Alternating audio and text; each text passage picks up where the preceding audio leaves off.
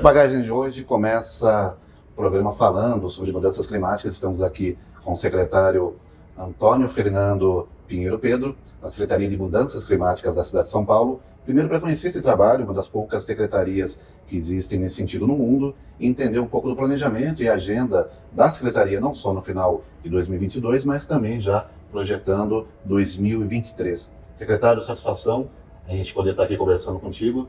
E se trata de uma coisa única, né? Um município que tem uma Secretaria de Mudanças Climáticas. Como que surgiu isso? Pois é, obrigado, Rogério, aí, pela oportunidade, é um prazer vê-lo.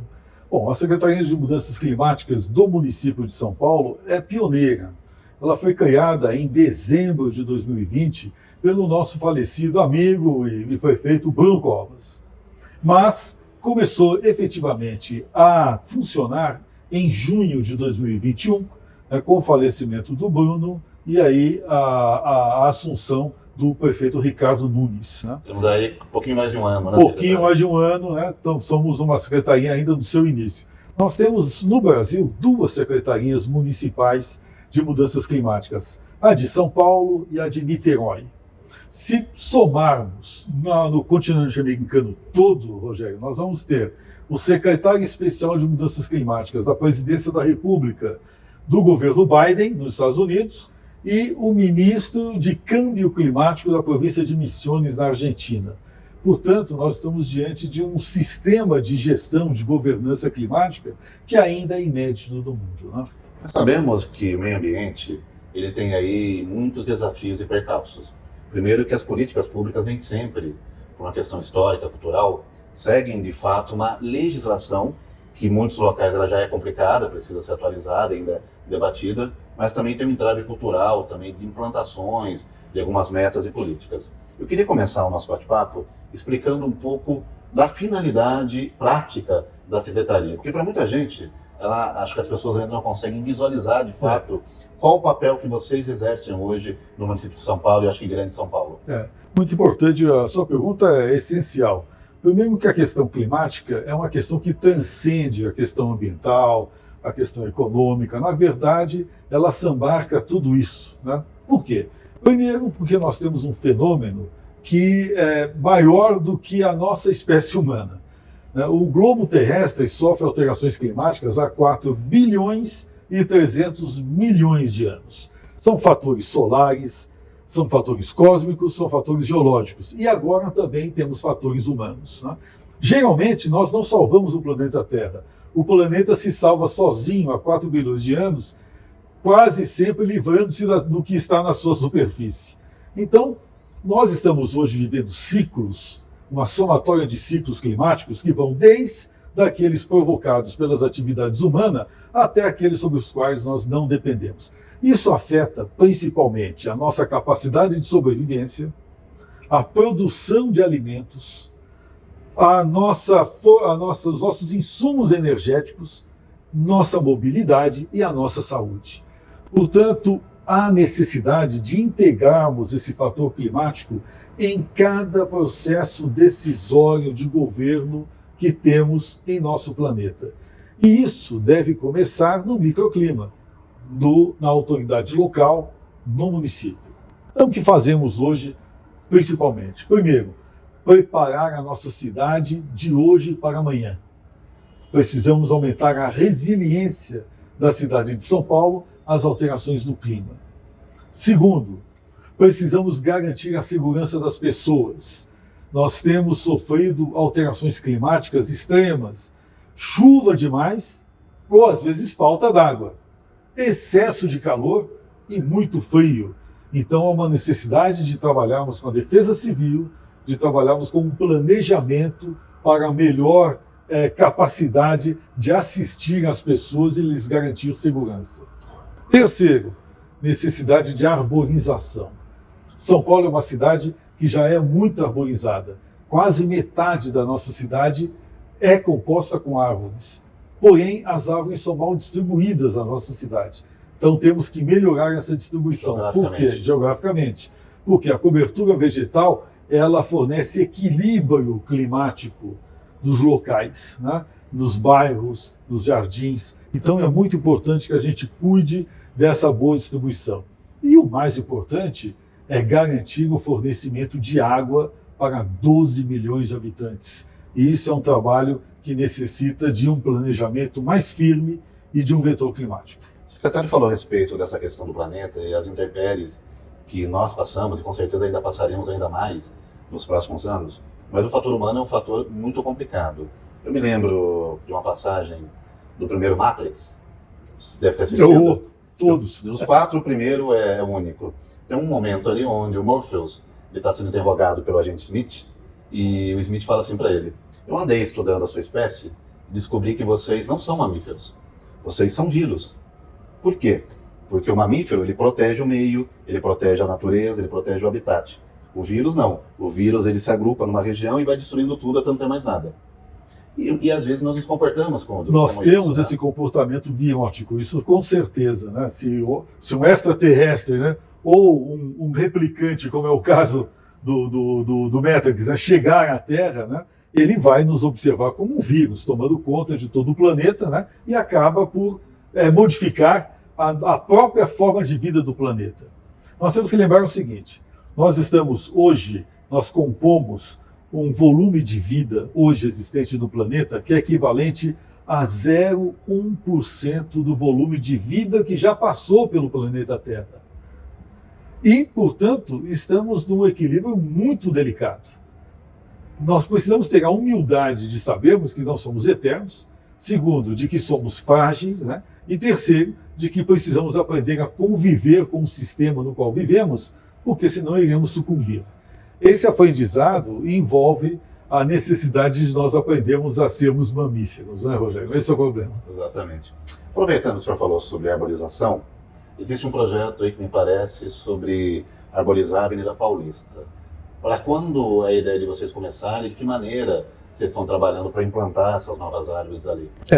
Nós temos entre vários, para você ter uma ideia, nós temos 47 grupos de trabalho hoje, né, funcionando no âmbito da nossa Secretaria de Mudanças Climáticas. Cada um deles cuidando de um determinado tipo de tarefa. Dentre esses, nós temos um grupo de trabalho que é a Paulista Mais Verde.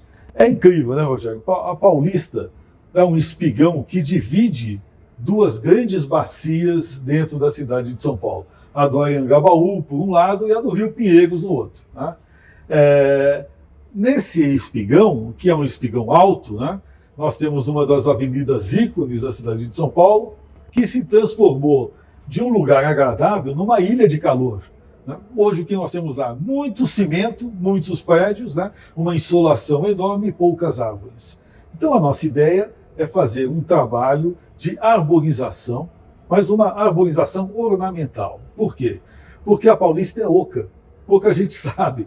Mas a Paulista ela foi moldada nos anos 70 para ser um bulevar com uma via expressa no seu subsolo e um metrô embaixo desse subsolo. A via expressa ela se iniciou e depois foi abandonada. Então se refez a avenida em cima desta via expressa, que continua lá embaixo. E depois tem o metrô. Então nós não podemos fazer uma arborização com ajardinamento natural. Daí o planejamento de fazermos agora grandes grupamentos, né, com vasos grandes, né, especiais, luminárias e árvores que floresçam, né, de maneira que a gente pretende ver a Paulista em muito pouco tempo toda florida. Esse projeto está sendo desenvolvido com as entidades civis que defendem a Avenida Paulista, com a Fiesp, bancos, de maneira que nós pretendemos desenvolver esse projeto rapidamente e com a iniciativa privada. Essas árvores também teriam iluminação através de LED, fotovoltaico? Nós pretendemos estabelecer um tipo de iluminação que, obviamente, possa melhorar a segurança, né, e a visibilidade, né, seriam instagramáveis, como a gente costuma dizer, né, e também trabalhar com árvores que possam sobreviver confinadas em vasos e que floresçam, né? O que nós queremos é ver a Paulista toda florida. Qual a previsão para começar, secretário? Olha, nós pretendemos começar nos próximos meses. Acredito que daqui a uns 2 meses, 3 meses, nós já tenhamos um projeto em andamento, que obviamente terá que passar pelos órgãos de licenciamento, né? Você sabe que nós temos uma comissão de calçadas na cidade de São Paulo, uma outra que trata de patrimônio histórico. Então nós temos aí um trabalho burocrático a enfrentar aí pela frente, né? O que já está em andamento, né, até a Secretaria tem realizado algumas audiências, é com relação à troca, né, das matrizes dos ônibus, do serviço público, né? A ideia de vocês é colocarem, inserirem ônibus elétricos. Isso, nós temos uma lei, que é a Lei de Política Municipal de Mudanças Climáticas, que está em vigor desde 2009. Agora, interessante, Rogério, é que em 2018 nós resolvemos alterar essa lei para estabelecer um critério muito claro de mudança da matriz energética da nossa frota concessionada. A nossa frota de ônibus, ela é a maior do mundo. Nós temos 14.300 ônibus hoje na cidade de São Paulo. Então, para você ter uma ideia, 61% dos gases de efeito estufa produzidos na cidade de São Paulo provém da nossa frota veicular. São 8 milhões de veículos emplacados. Muita coisa, né? Agora, veja só o que é surpreendente. 50% desse volume vem dos ônibus, porque eles trabalham a diesel 24 horas por dia. É um índice alto, né? É um índice... A nossa frota de carros, né, independente dos rodízios. Pois né? É, proporcionalmente a frota... A gente não leva só em consideração os veículos aqui da cidade, mas também as pessoas de os fora. Que vêm, os caminhões de transporte que cruzam a cidade. Então, realmente, é uma proporção que assusta. Então, nós resolvemos atuar diretamente, primeiro, com a nossa frota de ônibus. E o custo, secretário? Quem vai bancar essa troca? Os concessionários. Nós temos 32 concessionários hoje, né? E como é que nós fizemos isso? Estabelecemos um plano de metas, que foi aprovado pela Câmara Municipal, que diz o seguinte: há necessidade de fazer a descarbonização até chegarmos no zero de emissões com o transporte por ônibus daqui a alguns anos, 2030, né? Mas até 2024 pretendemos ter pelo menos 20% dessa frota eletrificada. Nós temos hoje 218 ônibus elétricos transitando na cidade de São Paulo. 100% elétrico? 100% elétrico. 200 trólebus e 18 ônibus que foram postos em uma das empresas como teste para a gente verificar como funciona. Pretendemos agora colocar 2.600 até 2024. É um trabalho complicado, porque há um problema de custo. Os ônibus elétricos, a bateria, eles custam quase que 3 vezes o valor de uma diesel. Nossos ônibus a diesel já são Euro 5, ou seja, já são muito avançados, vão para Euro 6 agora, mas para agilizar isso, o prefeito Ricardo Nunes resolveu baixar uma determinação estabelecendo que os ônibus terão obrigatoriamente que serem de matrizes diferentes de diesel a partir deste mês de outubro.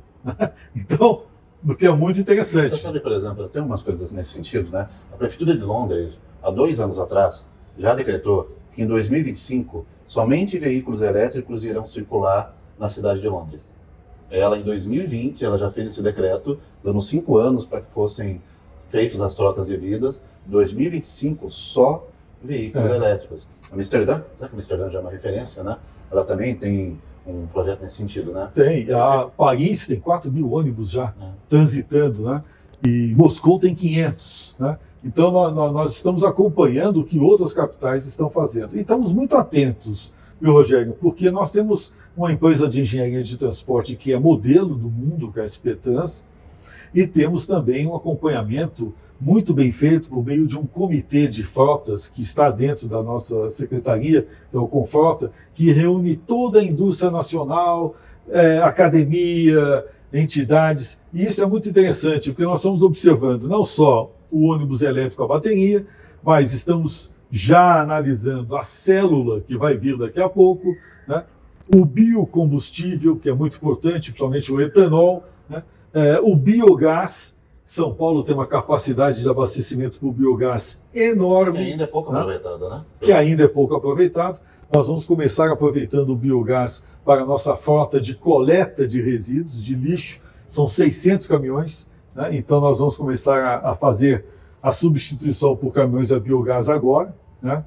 E nós pretendemos ainda analisar os avanços tecnológicos, né, para adiante, né, que com certeza 2 anos já muda muita coisa, né? está mudando já, né? Então nós vamos ter alterações muito grandes aí pela frente com referência à matriz energética da frota veicular. Ainda só para fechar esse assunto, às vezes o cidadão menos desinformado, isso não vai alterar o preço da tarifa do ônibus, né?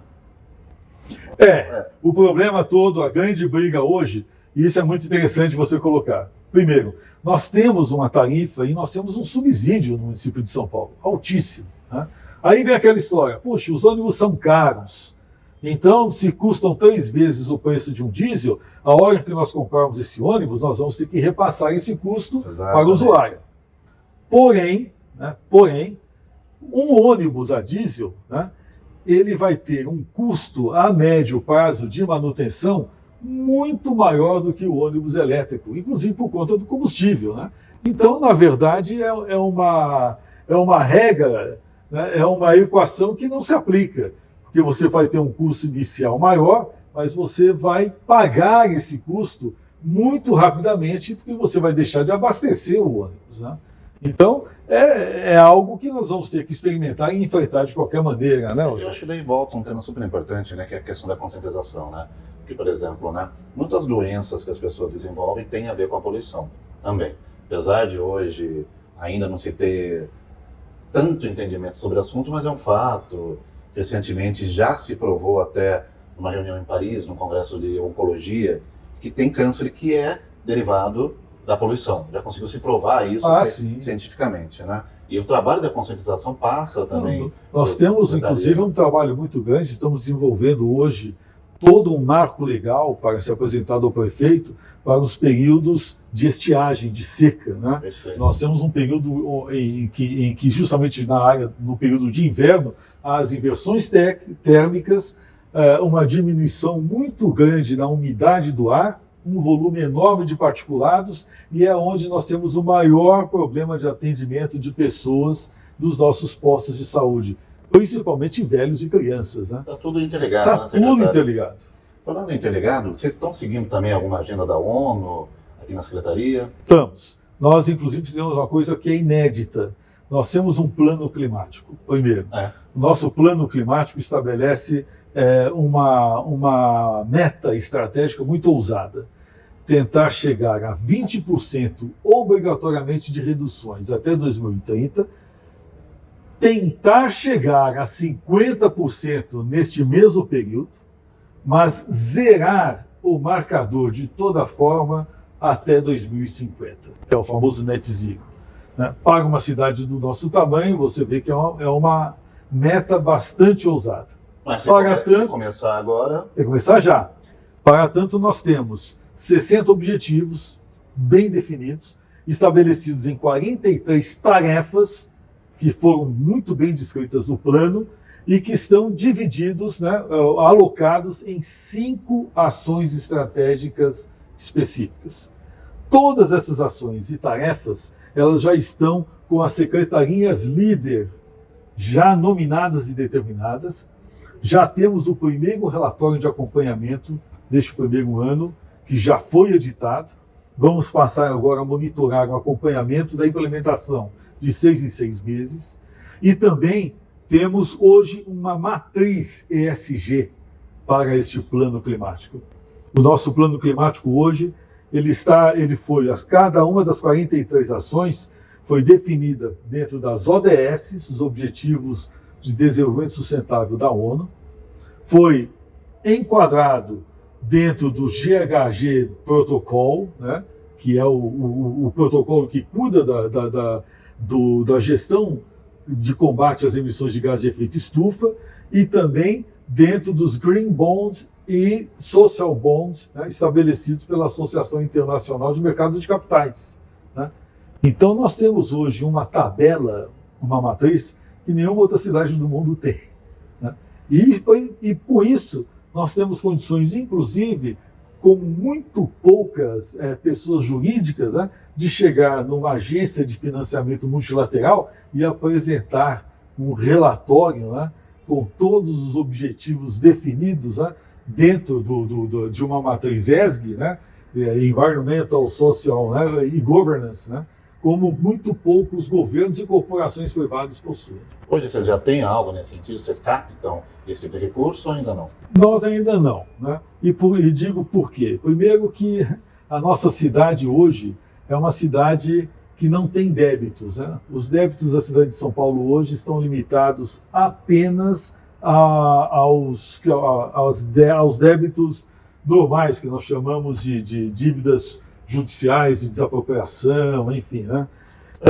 Os precatórios. Né? Temos hoje o terceiro orçamento do país. Só perdemos para a União e para o Estado. Né? E o nosso PIB é equivalente a 3,5 vezes o PIB do Chile, por exemplo. Então, o orçamento para o ano que vem é de 90... Eu diria que nos tempos atuais do Chile, acho que já até dobrou, viu, secretário? Já deve ter dobrado isso. Infelizmente, viu? Infelizmente. Mas nós temos hoje aí a possibilidade de 96 milhões para o ano que vem, 96 bilhões de orçamento. Né? E estamos com um processo interno onde estipulamos aí 150, 160 milhões de reais destinados só para a governança desse processo de descarbonização. O que não conseguimos aqui, nós vamos buscar lá fora. Além desses projetos super válidos e emergenciais, porque o meio ambiente respira o tempo todo, então não tem tempo para o meio ambiente, o tempo sempre é agora, né? Logicamente algumas coisas devem ser plantadas.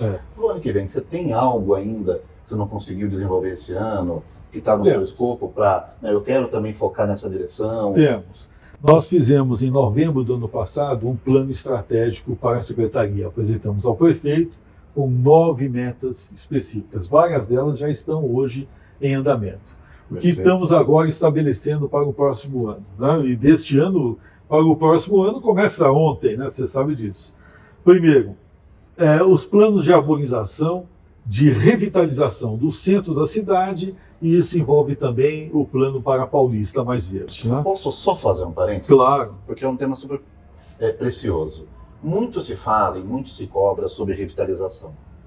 Mas os governos não conseguiram encontrar talvez o melhor modelo de fazer essa revitalização do centro, que é extremamente necessária. Né? São Paulo ganha muito, não só na questão social, na questão turística, enfim. Qual a tua ideia na prática para conseguir fazer? Bom, nós temos um programa hoje da Prefeitura de São Paulo chamado Todos pelo Centro. Esse Todos pelo Centro passa por uma revitalização dos calçadões, né? Melhoria das condições de segurança, nós praticamente vamos dobrar o nível de policiamento da área, tem um programa específico urbanístico voltado para o incentivo aos retrofits, né? Melhorar as condições arquitetônicas dos prédios existentes. Chegamos a estabelecer agora um licenciamento com permissão para 100% de uso da área para novas construções, ou seja, isso vai permitir uma verticalização maior no centro da cidade. E há, obviamente, toda uma ação conjunta de transferir para o centro da cidade toda a atividade administrativa do poder público municipal e estadual. Né? Isso gera mais segurança. Gera mais segurança. Gera mais benefício para o comércio. Estimula o comércio, tudo isso. Posto isso, né, nós temos as medidas da nossa área. Pretendemos estabelecer zonas verdes, ou seja, permitir determinadas áreas onde só circulem, né, veículos que não tenham emissão ou que sejam descarbonizados. Né? Também estamos melhorando a questão da arborização ornamental nos calçadões, principalmente no que a gente chama do triângulo histórico da cidade de São Paulo, né? E pretendemos também estabelecer uma melhor política, né, voltada para o uso de veículos leves e limpos para melhorar a circulação dentro da cidade de São Paulo. E, dentre outras coisas, ampliar também o período comercial, porque você sabe que a atividade comercial é uma grande macro-ocupação, né? Permitir que as pessoas possam ficar até mais tarde para poderem usufruir. Né? Eu morei fora do Brasil há um bom tempo, né? O comércio, por exemplo, em Paris, em Lisboa, em Madrid, vai até as 10 da noite, em áreas no centro da cidade, né? Comércio mesmo, né? São Paulo, nas áreas do centro, fecha cedo. Fecha até cedo. por questão de segurança também, um pouco 6 horas o pessoal já está cerrando porta, ou seja, você super significativa. E você abre espaço para a bandidagem, né? Para as ocupações, então é muito aonde não há importante luz, trabalhar. as trevas ocupam, né? Exatamente, né? Então por isso que todo o trabalho de arborização tem que ter luz, né? aumentar a iluminação, né? Isso é muito importante como forma de macroocupação. Além desse trabalho, nós também estamos fazendo um outro, Rogério, muito interessante, que chama-se Novos Centros, Novas Centralidades. Nós pegamos uma iniciativa chamada Clima na Periferia, que é um nome muito bonito, né? E que era voltado para estimular o desenvolvimento local. Isso não seja o clima tenso, é bonito. O clima, novo clima, um clima bom, né? Aí verificamos como estava sendo desenvolvido esse trabalho em uma das subprefeituras, com a academia, com associações civis e tal. Achamos um negócio muito legal. Falou, pô, isso tem que ser feito em todas as áreas periféricas da cidade. Só que a gente não tem mais que chamar de periferia, tem que chamar de novos centros. Por quê? São Paulo é uma cidade policentrada. Nós não podemos hoje investir numa infraestrutura que estimula a população do Uruguai sair de manhã da Zona Leste, ir até a Zona Oeste e voltar à noite. O que a gente precisa é dar condições para que essa população desenvolva, gere empregos, possa ter o seu lazer na área onde ela vive. Então nós estamos desenvolvendo com as subprefeituras das regiões periféricas um trabalho de estímulo ao comércio, de melhoria de condições de saneamento, regularização fundiária, que é importantíssimo, e um apoio muito forte ao estímulo ao comércio local. Não é novidade. Se você pegar, por exemplo, a China ela desenvolveu a Rota da Seda, que é milenar, mas também desenvolveu o Cinturão da Seda, que era pegar aquelas províncias periféricas distantes daquele país, que geralmente eram miseráveis, e fazer obras de infraestrutura permitindo que houvesse melhor tráfego de comércio com os países vizinhos. Paquistão, por exemplo, Uzbequistão, né? Enfim, onde não estão, né? Enfim, todos os países vizinhos. Né? E é muito interessante que isso fez com que essas províncias se desenvolvessem barbaramente com o trânsito e com o comércio. São Paulo é periférico em termos. Né? Se você pegar a zona periférica da ponta da cabeça do cachorro, lá do focinho do cachorro do município de São Paulo, que é um cachorrinho certinho, né?